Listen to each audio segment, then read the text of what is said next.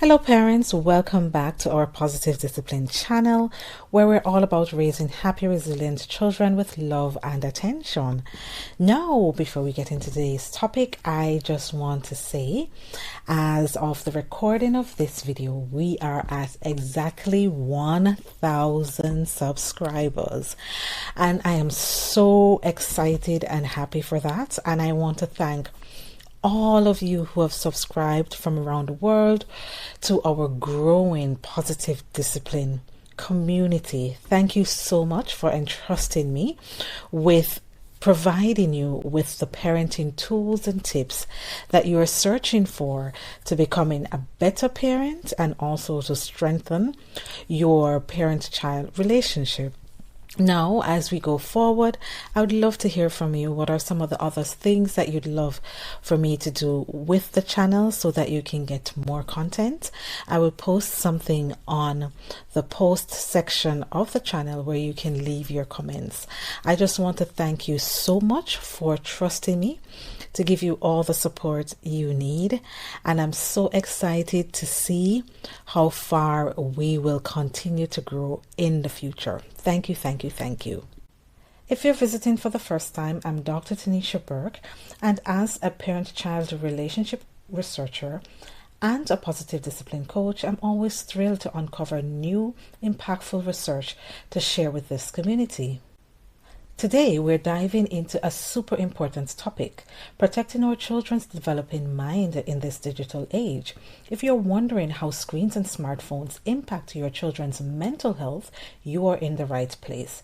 I've got insights from a groundbreaking 2025 study that every parent needs to hear. Plus, as usual, I'll give you 6 practical tips to help your children thrive. So, let's get started. I am so excited to share this incredible study called Protecting the Developing Mind in a Digital Age by researchers from the Sapien Labs in the USA. It's a must-know for our community because it shows how early smartphone ownership affects children's mental health as they grow into young adults. The findings are eye-opening, but don't worry. I'm here to break it down and share our positive discipline tips to help your children shine emotionally and socially, even in a world filled with screens. So what is this study all about? The researchers wanted to know, does owning a smartphone before age 13 affect a child's emotional growth, self-worth, and resilience? To find out, they tapped into the Global Mind Project, a massive data set with 2 million people from 163 countries. They zoomed in on over 100,000 young adults aged 18 to 24, and they used the Mental Health Quotient, or MHQ, to measure things like emotional control, social skills, and overall mental well-being. By comparing these scores to when these young people got their first smartphone, they uncovered some powerful insights. Okay, so let's talk about what they found out. It's important information for not just parents but also young people. Young adults who got a smartphone before age 13 had lower mental health scores. The younger they were, like at age 5 or 6, the worse it got.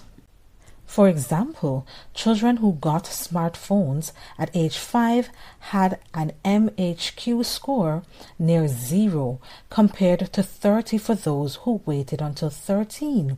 That's a huge difference. They also saw some serious challenges. The higher rates of suicidal thoughts, especially in girls, with 49% of those who got phones at age 5 or 6 reporting this, compared to 28% at age 13. But that is not all. Early smartphone use was linked to increased aggression, hallucinations, and emotional dysregulation. Think big mood swings or trouble calming down. Children also showed lower self-esteem, self-worth, emotional control, and resilience. For boys specifically, there was a noticeable drop in empathy or calmness too. What's behind this? It's not just screen time. Early social media access, cyberbullying, disrupted sleep, and weaker family bonds were big players. These patterns showed up worldwide, especially in English-speaking countries where children get phones younger. But here's the bright side. As parents, we can make a difference with positive discipline. Alright, so let's get to the good stuff. 6 practical tips to help your children grow strong, confident and happy even in this digital world. These are rooted in the study's findings and positive discipline principles. Our first tip is to delay smartphone ownership to at least age 13. The study showed that the younger children get smartphones, the tougher it is on their mental health, self-worth and resilience. The study recommended at least age 13, but from my experience and from Jonathan Haidt, who wrote the Anxious Generation book, I would highly recommend age 16 to begin with. I know that's very difficult for many parents, but consider age 16. Even though the study recommended 13, 16, I think it's better. So until they get to the age of preferably 16, try basic phone calls and a text instead. Set a family rule, for example, no smartphones until high school or until you're on the verge of going into your senior year. Make it a family mission, not a restriction. Your children's brains will thank you. Our second tip is to teach emotional regulation offline. Children with early phones struggle with emotional dysregulation, aggression, and even lower empathy, especially in boys. Let's help them build emotional control offline. Try emotional coaching, which includes helping your child to name their feelings. For example, I see you're upset. Let's breathe together. When they act out, use it as a teaching moment, not a punishment. These skills build resilience and calmness that screens cannot provide. Our third tip is to build strong family bonds. Weak family relationships make digital risk worse. So let's prioritize connection to boost self-worth and emotional health. Create screen-free rituals such as dinner chats, bedtime check-ins, or weekend adventures. It's important to make sure your children feel seen and safe. Those real relationships protect against digital world's challenges and help them feel valued. Our fourth tip is to protect their sleep. Disrupted sleep was a big factor in poor mental health, including issues like hallucinations and emotional struggles. So let's guide those Z's. Keep devices out of the bedrooms. Yes, even yours, to model it. Also, you can create a cozy wind-down routine, such as reading or soft music, to help your children's brain recharge. Sleep is magic for growing their brains. Our fifth tip is to be their digital gatekeeper. Early social media access was the biggest driver of distress, linked to lower self-image and more aggression. So, delay social media and use parental control. If needed, explain the why with love. For example, I want your mind to grow strong, joyful, and confident, so we're waiting a bit. Teach digital literacy, like spotting risky online content. Be their guide, not just their rule maker. Our sixth tip is to foster digital curiosity through co-viewing and conversation.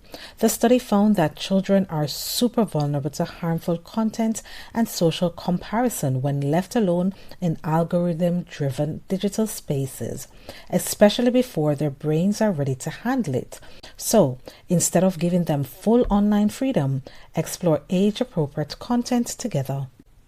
Watch videos, play games, or research fun topics side by side, then spark open conversations, such as, what do you think about that post? Or, why do you think people say those things online?